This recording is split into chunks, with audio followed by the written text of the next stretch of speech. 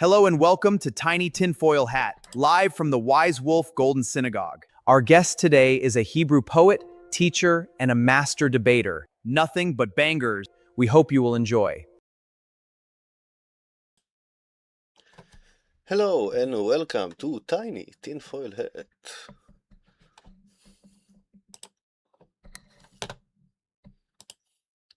Welcome. Okay. So, hello goyim, my fellow American. I see the growing interest in the magical or numerical symbolism behind the Hebrew language, and I want to help you. Pay back for your taxes with some wisdom. I come in peace. I broke the dam. I killed Epstein. I'm loyal to the foiled, and as my carpet saw my derps, I hope you will obtain true gnosis and will see the meat vision. Pardon my poor English, I'll try to do my best. I will start today by debunking, or trying to debunking some mistakes made. Sorry. I will start by debunking some wrongs made in the latest Tinfoil Hat episode featuring Dr Narco Longo. And I will continue or will wave it or woven it with some basic Hebrew logos, the logics of the language. For you guys to be able to get a better grasp of the actual system and philosophy behind it, I will hint at the end by saying it will be very Pythagorean, very Greek, very Arian influenced, and that the most important questions remain, in my opinion, and this is coming for a second to the deep waters of it. The first big question is, what is the source code of reality? What is the language in which the metric is written? And is there only one language? If there is only one, is it the Hebrew? Is it the Greek? Is it Aramaic? Or Proto-Indo-European? And that relates to the second question, which is, what is the original language of the Hebrew Bible, or the Septuagint, or the Old Testament? And the third important question, I think, is, did Jesus read and speak about the Old Testament in Hebrew, Aramaic, or Greek? Which is not a question that I think I have the power to answer, but it is a question that relates, that I am interested in. Anyway, I will try to claim that the Hebrew Bible was in fact Hebrew originally, and I would guess that Jesus wasn't that sufficient in that dialect. I would guess that Jesus spoke more Aramaic and Greek, and he surely knew some Hebrew, but it seems like that when he quotes the Old Testament, he does it from the Greek version of it. Anyways, but whether Jesus or the original language is Hebrew or Greek, it could be debated.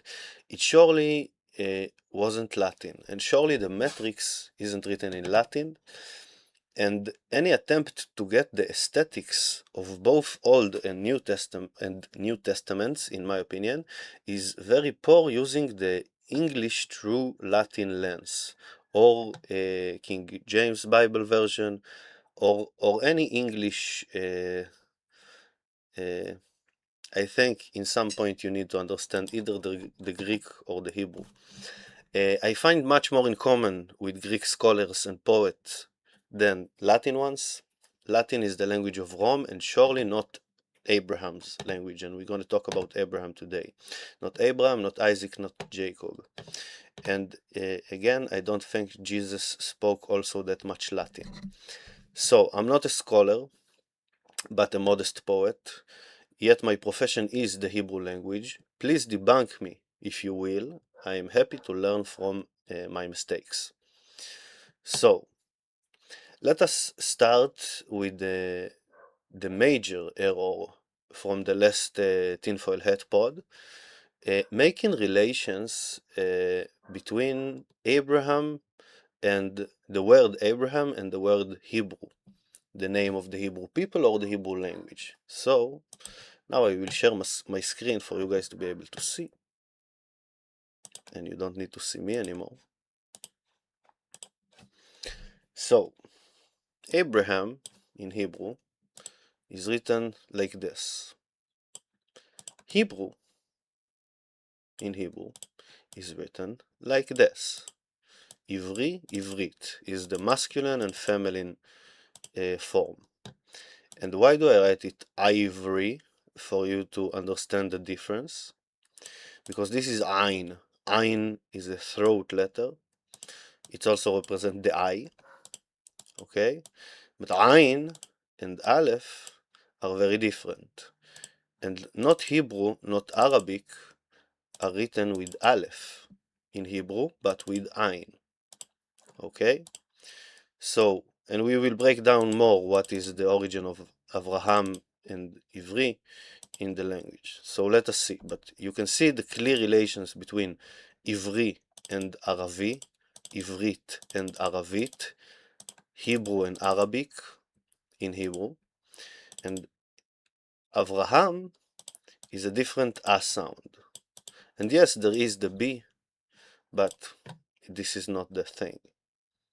Let's see the origin of Hebrew. Ma'avar in Hebrew means passage. And Ma'arav means west. Ma'arav. You can see that it's the same letters. Ma'arav, Ma'avar, Ivri, Aravi. You can see that it has the same root. Because once they moved west, crossed, I think it's Jordan River, they became the Hebrews, the people that went west, that made the passage west. עשו את המעבר מערבה.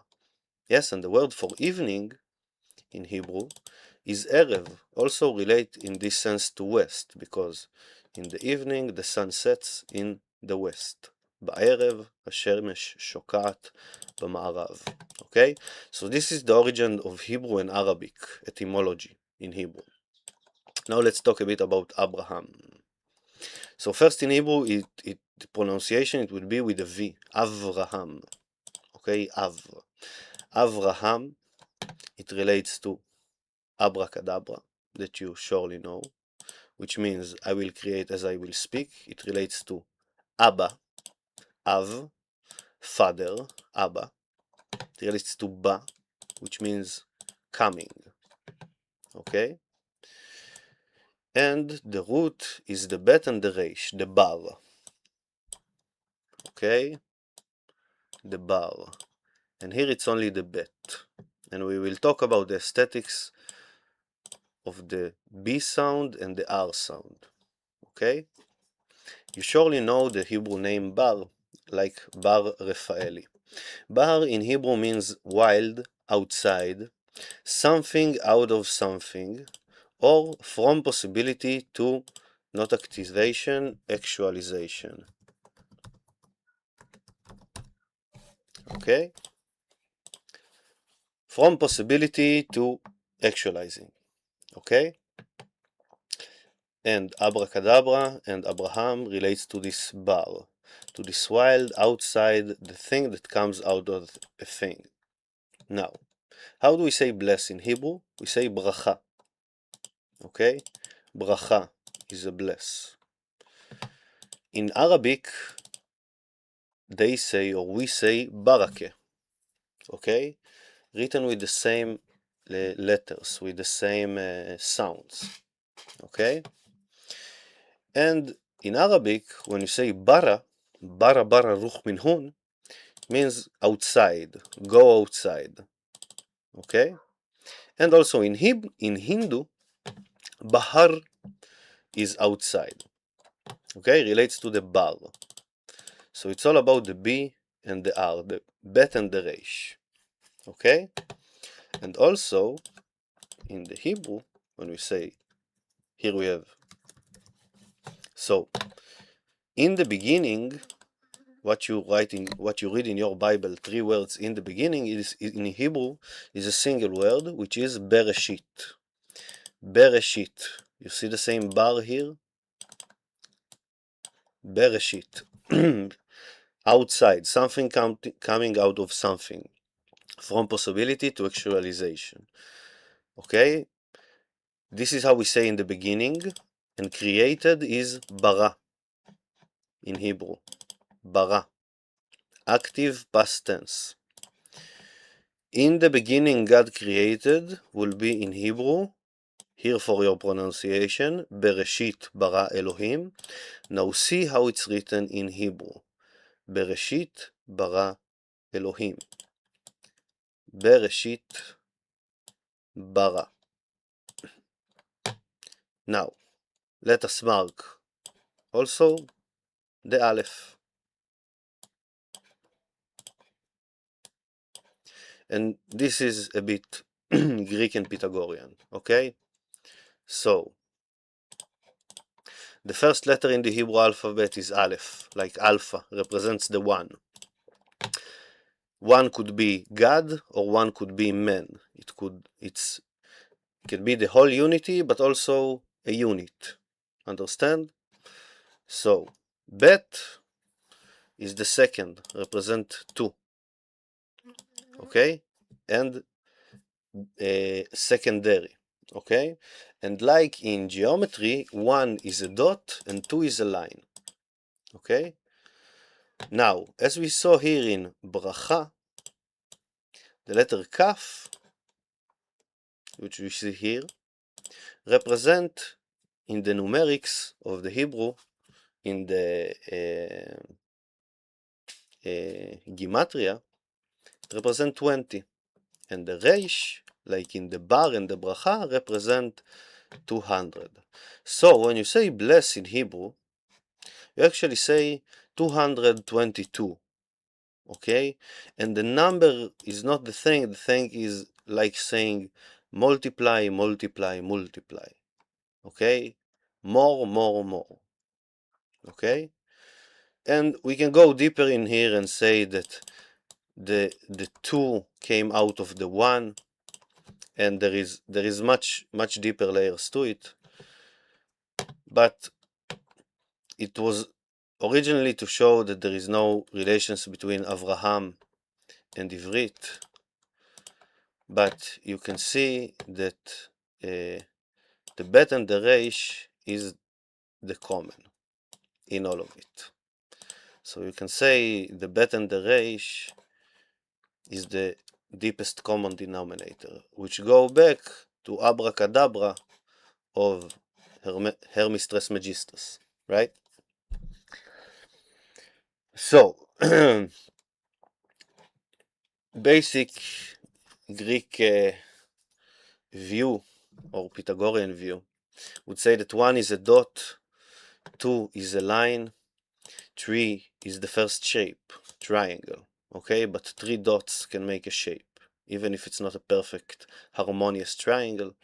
Shapes needs 2 lines and 3 dots. 4 is the spread of reality, hence the cross, the campus, and the keyboard designs. Why you always have 4 arrows, not 2, not 6, not 8.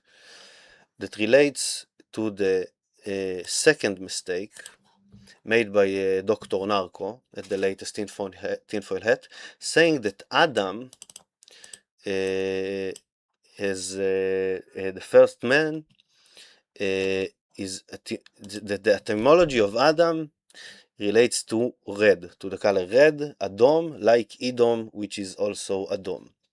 Let me correct it and break it down a bit more. Okay? A, B, C, D, alpha, beta, gamma, delta. Okay? D, delta, aleph, bet, gimel, dalet. Okay? Dalet or delta or D represent 4. Adam.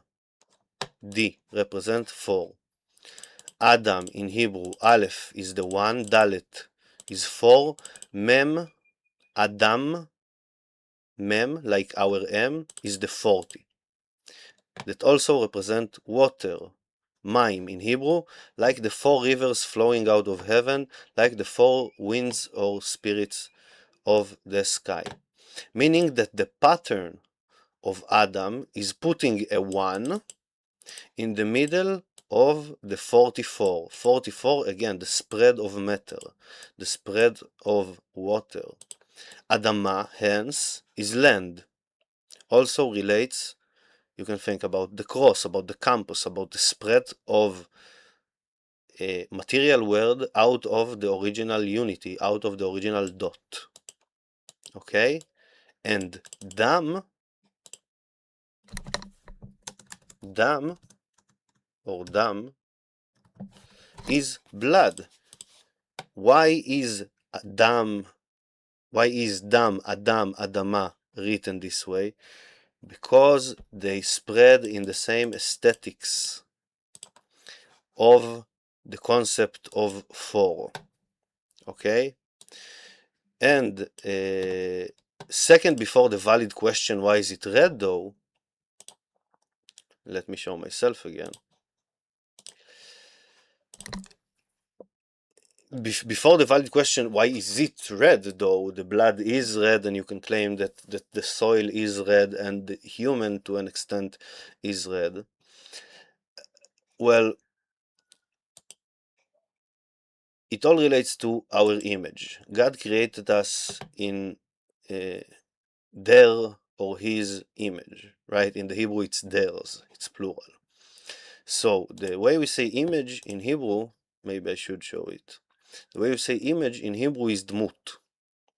So you have the daled of the 4, the mem of the 40, taf is the final letter in the Hebrew alphabet. I am the alpha, I am the omega. The omega in Hebrew is taf, which represent 400. Okay, so when you say dmut or image, as if the image of God that is printed upon us, would be 444. Or actually, if you want to be very specific, 4446. And the 6 will represent the material world. Okay, and let me show it to you for a second, because it helps it with your eye. It's here. So, דמות בצלמנו ובדמותנו, plural,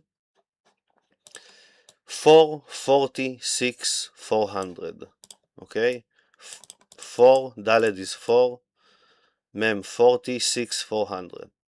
Okay, 6 is the world of matter that we live in, but that's for another day.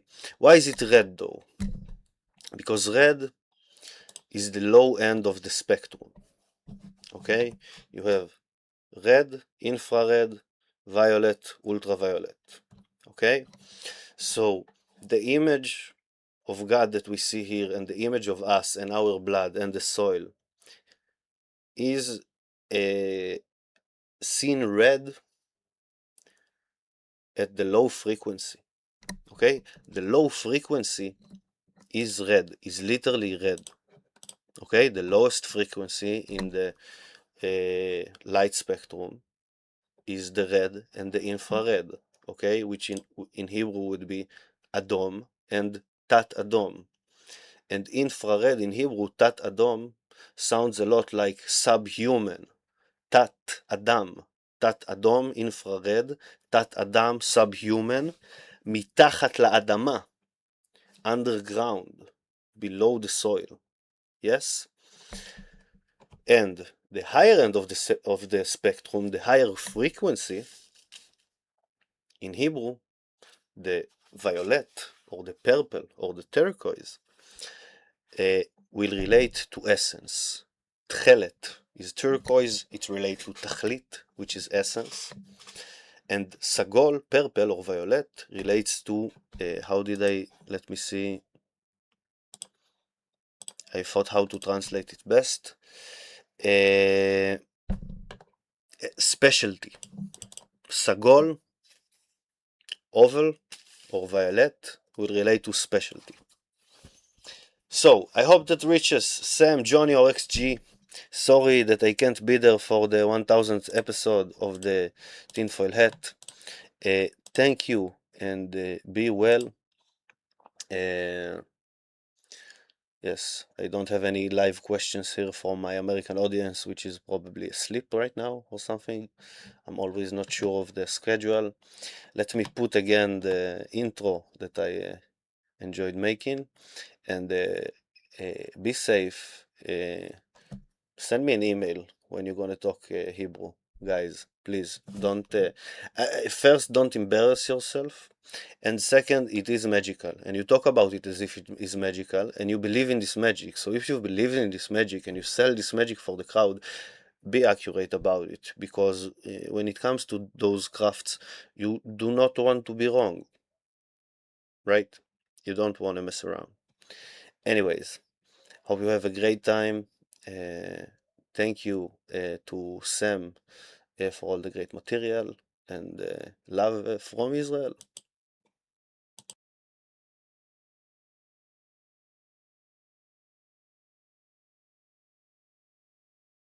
Hello and welcome to Tiny Tinfoil Hat, live from the Wise Wolf Golden Synagogue. Our guest today is a Hebrew poet, teacher, and a master debater. Nothing but bangers. We hope you will enjoy.